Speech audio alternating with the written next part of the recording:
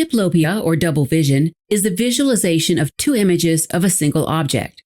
Diplopia might be the result of impaired function of the structures within the eye itself, or due to impaired ocular motility that causes misalignment of the eyes.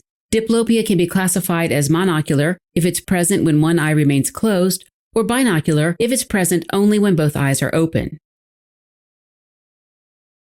Now, if your patient presents with double vision, start with a focused history and physical exam. They might describe double vision like seeing two images of the same object side by side or one above the other. If on physical exam these symptoms persist with one eye closed, that's monocular diplopia. This means that there's pathology in the eye that perceives the visual abnormality, the open eye. Next, perform a pinhole exam in which you ask the patient to read an eye chart through a pinhole. If their vision does not improve, the likely diagnosis is macular disease. Some common causes include macular edema from diabetic retinopathy, age-related macular degeneration, and uveitis. On the flip side, if the patient's vision does improve with the pinhole exam, your next step is to assess for lens opacity on the fundoscopic exam.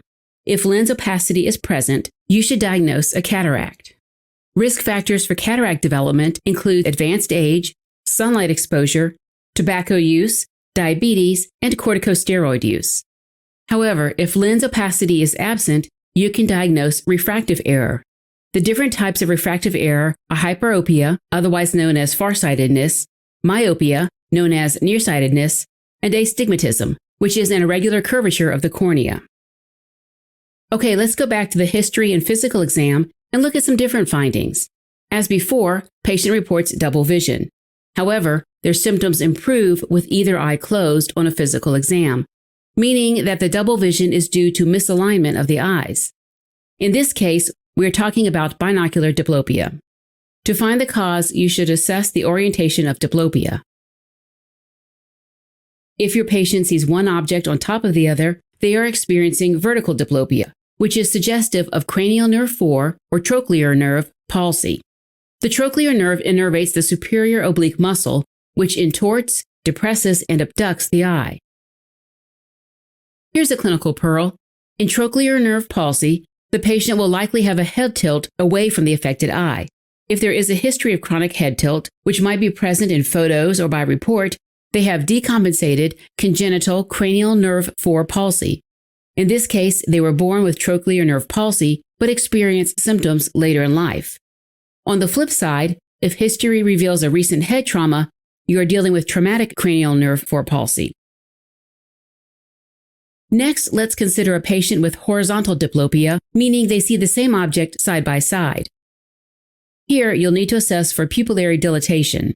Parasympathetic innervation of the pupil comes from cranial nerve 3, or oculomotor nerve of the same side, and allows for pupillary constriction. If you see a dilated pupil that doesn't react to light, consider cranial nerve 3 palsy. The oculomotor nerve also innervates the inferior oblique muscle and the superior, medial, and inferior recti muscles, as well as the levator palpebrae superioris, which elevates the upper eyelid. So if the exam shows impaired adduction, elevation, and depression of the eye position is down and out at rest, and there is ptosis, diagnose a cranial nerve 3 or oculomotor nerve palsy. Time for a couple clinical pearls. Patients with oculomotor nerve palsy might also report an oblique or diagonal orientation of their diplopia, as the muscles that control both horizontal and vertical movements are affected. Also, because adduction is impaired, patients might report worsening double vision when looking at near objects.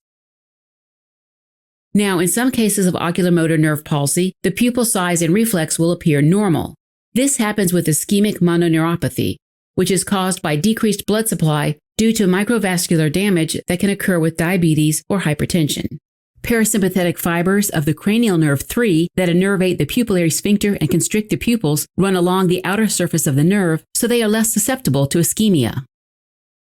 On the other hand, if there is compression of the nerve causing pressure on the parasympathetic fibers, the pupil will become dilated and the pupillary reflex will be sluggish or absent.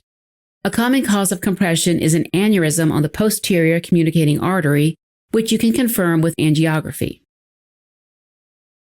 Okay, let's talk about cases where the pupil is not dilated, which should make you consider cranial nerve 6 palsy or internuclear ophthalmoplegia. To distinguish between the two, assess ocular motility. Remember that cranial nerve 6, also known as the abducens nerve, innervates the lateral rectus muscle. So if the physical exam reveals impaired abduction of one or both eyes, think cranial nerve 6 palsy. Remember, since abduction is affected, patients might report worsening of double vision with far vision. Here's a clinical pearl. Unilateral abducens nerve palsy is often due to ischemic mononeuropathy of the cranial nerve 6. However, if you see bilateral abducens nerve palsies, consider increased intracranial pressure as the cause and make sure to obtain head imaging. A fundoscopic exam in this case may also show papilledema.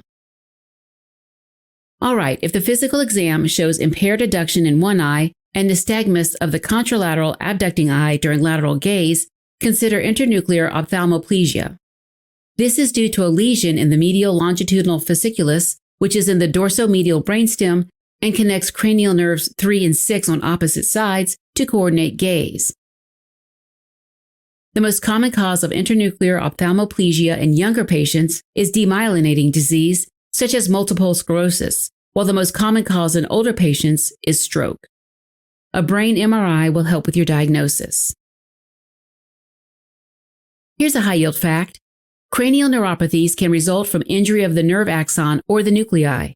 Any lesion in the brainstem, such as a stroke, demyelination, or tumor, can affect cranial nerve nuclei, cause cranial nerve palsy, and affect eye movements. Okay, let's go back to the orientation of diplopia and discuss patients with both vertical and horizontal diplopia. Your next step here is to assess for external ocular findings, such as proptosis, chemosis, conjunctival injection, or periorbital edema. If these symptoms are present, assess for ipsilateral trigeminal neuropathy or dysfunction of cranial nerve 5, which would manifest as facial numbness. If facial numbness is present, cavernous sinus syndrome is likely the cause of double vision. The cavernous sinus contains cranial nerves 3, 4, the ophthalmic and maxillary branches of cranial nerve 5, as well as cranial nerve 6. In other words, lesions in the cavernous sinus, such as a thrombus or infection, could cause dysfunction of any of these nerves. On the flip side, if your patient has external ocular findings, in particular proptosis, lid retraction, and conjunctival injection, but no facial numbness, consider thyroid-associated ophthalmopathy. Other exam findings you may see in this condition include goiter and pretibial myxedema, which is discoloration and thickening of the skin on the shin along with edema.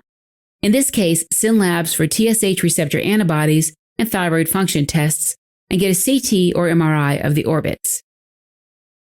If TSH receptor antibodies are elevated, with or without abnormal thyroid function tests, and imaging shows edema and hypertrophy of the extraocular muscles, you should diagnose thyroid-associated ophthalmopathy. Finally, let's talk about patients with both vertical and horizontal diplopia, but no external ocular findings. Your next step here is to assess the time course of diplopia. If your patient's initial symptoms have been progressively worsening over days to weeks, and they've noticed new symptoms since onset, consider the Miller-Fisher variant of Guillain-Barré syndrome. These patients typically have a triad of ocular muscle weakness, ataxia, and absent reflexes. To make the diagnosis, perform a lumbar puncture and analyze the CSF. If the CSF shows albuminocytologic dissociation, in other words, elevated protein in the setting of a normal white blood cell count, diagnose the Miller-Fisher variant of Guillain-Barré syndrome. Lastly, if the patient reports intermittent double vision that gets worse with sustained gaze or at the end of the day, consider myasthenia gravis. This condition is due to an autoimmune attack of the postsynaptic receptors at the neuromuscular junction and can cause weakness of the extraocular muscles, along with the muscles of the head, neck, limbs, and those used in respiration.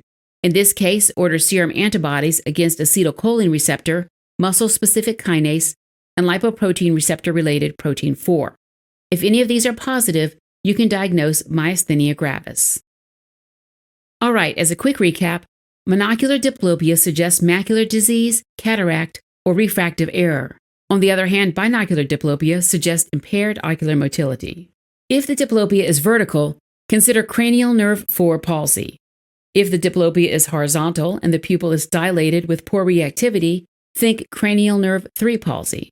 However, if there is no pupil involvement, consider cranial nerve 6 palsy or internuclear ophthalmoplegia. Lastly, if there is both vertical and horizontal diplopia, assess for external ocular findings. If you see any, consider cavernous sinus syndrome or thyroid-associated ophthalmopathy. However, if there are no external ocular findings, consider Miller-Fisher variant of Guillain-Barré syndrome or myasthenia gravis.